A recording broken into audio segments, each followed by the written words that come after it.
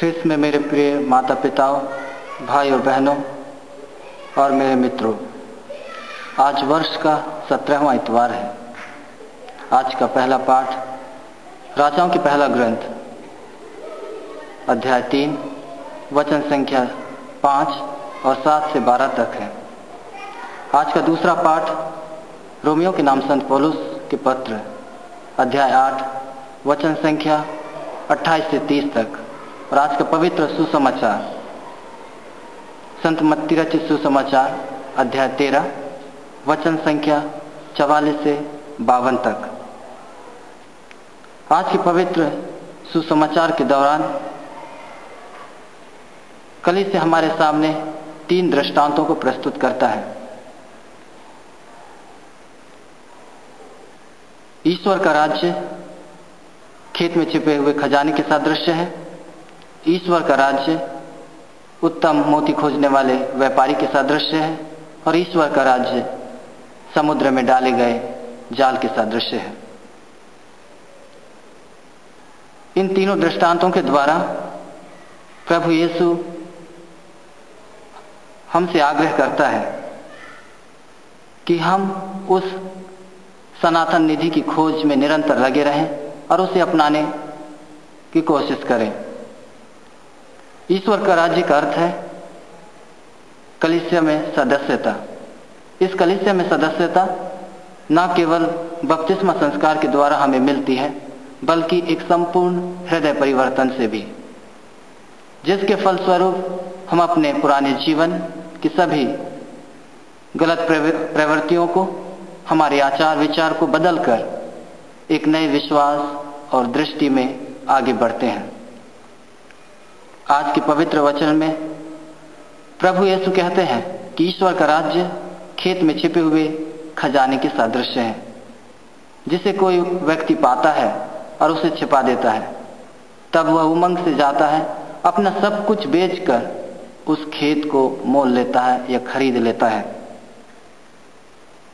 प्राचीन काल में आज की तरह बड़े बड़े बैंकों का सुविधा नहीं था, जहां पर लोग अपने धन को सुरक्षित रख सकें,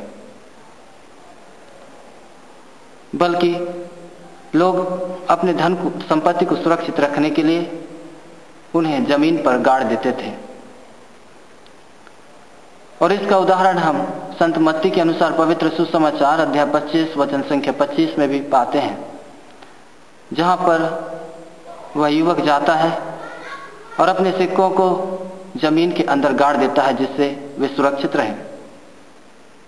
इसी भांति हमारे भारतवर्ष में भी पुराने जमाने में हमारे दादा दादी, हमारे पुरखे जमीन में अपनी संपत्ति को छिपा कर रख देते थे। छिपाने के पश्चात वे उसे निकालना भी भूल जाते थे। फलतः जो व्यक्ति उन खजानों को पाता था, उस पर वह अपना स्वामित्व प्रकट करता था। ठीक इसी प्रकार यहूदी जाति में भी यह प्रथा, यह कानून प्रदत्त थी, जहां पर जिस किसी को भी कोई खजाना मिल जाता था, उस पर उसका स्वामित्व हो जाता था।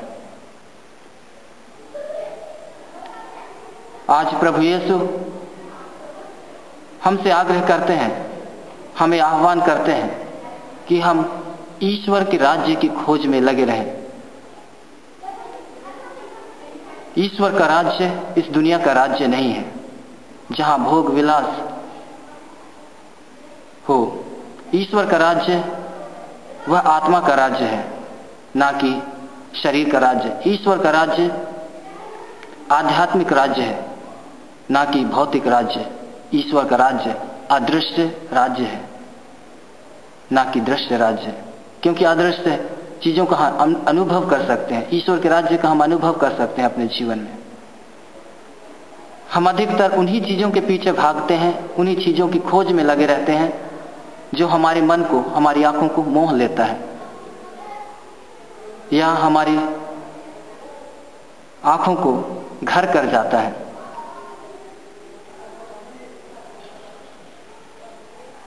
हम कई राहगीरों को देखा होगा, या हमने देखा भी है। राहगीर जब चौराहे पर पहुंचता है तो उसके सामने कई विकल्प रहते हैं अपने मंजिल तक पहुंचने के लिए। वह या तो फिर अपना सामने का रास्ता चुन सकता है अपने मंजिल तक पहुंचने के लिए, या दाएं या बाएं या पीछे का रास्ता, और वह उसी रास्ते को चुनता है जिसके द्वारा वह सुरक्षित अपनी मंजिल तक, अपने लक्ष्य तक, अपने उद्देश्य तक पहुंच सके। ठीक इसी प्रकार हमारा जीवन भी एक चौराहा है। हमारा जीवन भी एक चौराहा है, क्योंकि हम उस चौराहे पर खड़े होते हैं जहां पर एक ओर इस दुनिया की धन दौलत, मोह माया, और दूसरी तरफ ईश्वरीय राज्य। ईश्वरीय राज्य जहां प्रेम, शांति, एकता, भाईचारा और अपनापन का राज्य। जब हम इन चीजों में किसी एक को चुनते हैं तो हम दूसरी चीज को छोड़ देते हैं। हमारे सामने बहुत विकल्प रहते हैं और उन विकल्पों में किसी एक चीज को चुनना हमारा कर्तव्य हो जाता है। जब हम किसी एक चीज को चुनते हैं तो बाकी चीजों को हम त्याग देते हैं। जिस प्रकार माता पिता बच्चों की खुशी के लिए अपना सर्वस्व न्यौछावर कर देते हैं, अपना खून पसीना एक कर देते हैं, जिस प्रकार बच्चे परीक्षा की घड़ी में टीवी, न्यूज़ पत्रिका, न्यूज़पेपर और अन्य पुस्तकों छोड़कर केवल विद्या अध्ययन में लग जाते हैं ताकि उन्हें अंत में सफलता प्राप्त हो। ईश्वर के राज्य भी इसी भांति है।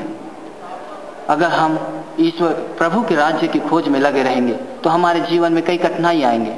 उन कठिनाइयों में हमें दर्द होगा, दुख होगा, परेशानियां होंगी, पर उन सब परेशानियों को छोड़कर हमें एक ही चीज पर ध्यान देना पड़ेगा, क्योंकि वे सब हमारे जीवन के लिए एक क्षण भंगुर कठिनाइयां हैं, पर हम उन कठिनाइयों के बाद हम एक सुख और आनंद की अनुभव करेंगे। हमारे जीवन में कभी कभी यह भी अनुभव करने को मिलता है कि हम जब एक दृढ़ निश्चय, एक दृढ़ संकल्प और एक दृढ़ आस्था के साथ हम निर्णय नहीं लेते हैं तो हम अपने रास्ते से भटक जाते हैं। इग्नासियस जो लोयोला से थे, वे संत फ्रांसिस जेवियर को कहते हैं, मनुष्य को क्या लाभ यदि वह सारा संसार कमा ले पर अपनी आत्मा को खो दे। मनुष्य को क्या लाभ यदि वह सारा संसार कमा ले और अपनी आत्मा को खो दे। और पवित्र बाइबल के यही वचन संत फ्रांसिस जेवियर के संपूर्ण जीवन को बदल देता है।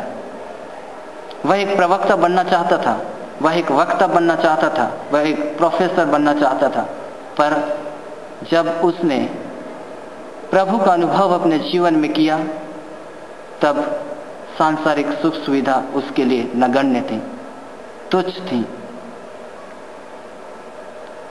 हम संत पौलुस के जीवन से भी भली भांति परिचित हैं। संत पौलुस एक महान ज्ञानी थे, यहूदी धर्म के लिए एक महान नेता भी थे, पर जब उसने पुनर्जीवित प्रभु का अनुभव अपने जीवन में किया तब उसके सामने दुनिया की कोई भी चीजें मायने नहीं रखी। वे कहते हैं कि ईश्वर या प्रभु को प्राप्त करने के सिवा इस जीवन की सभी चीजें व्यर्थ हैं। जी हाँ, ठीक इसी प्रकार आज के पवित्र पहला पाठ में भी हमने सुना है, जहां राजा सुलेमान के सामने विभिन्न विकल्प थे,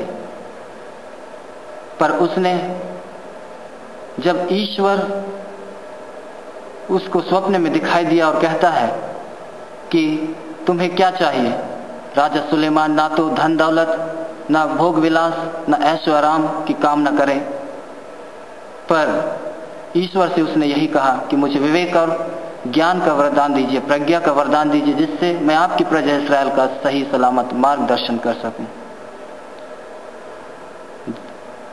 जी हाँ, ख्रिस्त में प्यारे माता पिता, भाई और बहनों, जब हमारे जीवन में हम सही चुनाव करते हैं, प्रभु का चुनाव करते हैं, तो हमें हमारे जीवन में सभी चीजें तुच्छ लगेंगी। इस संसार की सभी चीजें नगण्य लगेंगी और नगण्य बन जाते हैं।